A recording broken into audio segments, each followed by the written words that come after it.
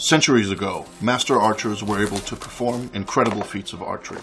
These skills have long since been forgotten, but the Danish archer Lars Andersen is trying to reinvent what has been lost. He uses forgotten historical methods and holds all his arrows in the same hand he shoots with. Once, this technique was widespread, and Assyrian artwork shows that the method is at least 5,000 years old. Arab Archery, the most extensive historical book ever made about archery, states, "This is the best type of shooting, and there's nothing beyond it in power or accuracy." Using this technique, Lars has set several speed shooting records, and shoots more than twice as fast as his closest competitors. And being able to shoot fast is just one of the benefits of the method. But the big question is, why has it been forgotten today? About 10 years ago, Lars started using a bow. The arrows he carried in a quiver on his back. Surprisingly, the quiver turned out to be useless when it came to moving fast. The back quiver is a Hollywood myth, and was not common in the past, but it is still spread all over the world. Why? Because modern archers do not move. They stand still, firing at a target board, something that was unknown in the past. These archers also started placing the arrow on the left side of the bow, just as archers do in movies. This is probably due to the fact that aiming at a stationary two-dimensional target makes you aim with one eye instead of two. This one-eyed aiming also led to bows with front sights and other technical gadgets, but that's another story.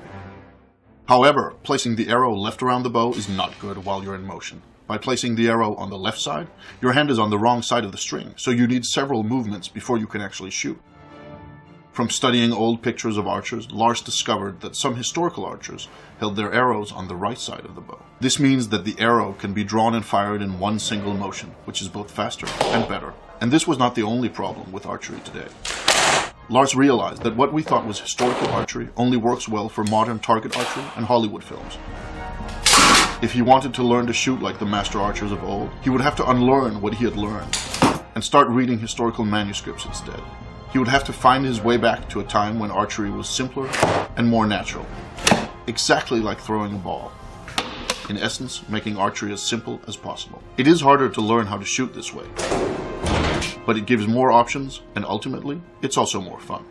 A war archer must have total control over his bow in all situations, and must be able to handle his bow and arrows in a controlled way under the most varied of circumstances. The old manuscripts told Lars that master archers could shoot the bow with both hands and still hit the target, so he began practicing. It is also described that an archer in motion must be able to hit a blade so that the arrow splits in two parts, like this. Archers could also pick up enemy arrows and shoot them back, or grab arrows while on the move and fire them rapidly. There are even myths of archers who could grab an enemy's arrow and shoot it back at him. Lars took it a step further and is now able to catch an arrow while jumping and fire it before he hits the ground. Perhaps most importantly, modern slow archery has led people to believe that war archers only shot at long distances. However, Lars found that they could shoot at any distance, even up close. This does require the ability to fire fast, though. In the beginning, archers probably drew arrows from quivers or belts, but since then, they started holding the arrows in the bow hand, and later in the draw hand. Taking it to this third level, that of holding arrows in the draw hand, requires immense practice and skill, and only professional archers, hunters, and so on would have had the time for it. When guns started replacing bows, this technique was forgotten, and the only reason Lars is able to do it is because he spent years practicing intensely. The hard part is not learning how to hold the arrows, but learning how to handle them properly, and draw and fire in one single motion, no matter what method is used. It works in all positions, and while in motion, whether rolling, running, or on horseback. It also works with sharp arrows and powerful bows. And while there is no doubt that those war archers of the past were stronger and more fit than Lars is, his arrows still penetrate chainmail armor and the heavy gambesson worn beneath it. It is difficult to compare actual striking power, though. Modern archers use only one hand, but in the past, some archers allegedly used both hands to give the arrow more power. Old manuscripts tell us that it was common to hold 3 arrows in the draw hand at once, while keeping more in a belt quiver. We know that some archers held more, and in a way, the bow was the ultimate weapon. Who can escape 10 arrows fired quickly after another? From old texts, we know that Saracen archers were expected to be able to fire 3 arrows in 1.5 seconds, and very skilled archers were even faster.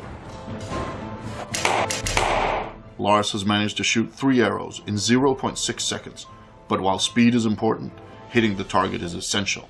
To test accuracy and speed at the same time, Lars set up an experiment where he shot incoming arrows with arrows of his own. But he took it one step further. In the 1938 movie, The Adventures of Robin Hood, Robin Hood splits an arrow down the middle. Some consider this the ultimate archery trick. They're wrong.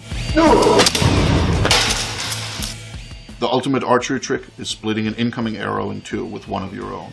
We do not recommend you trying this at home. Thank you for watching.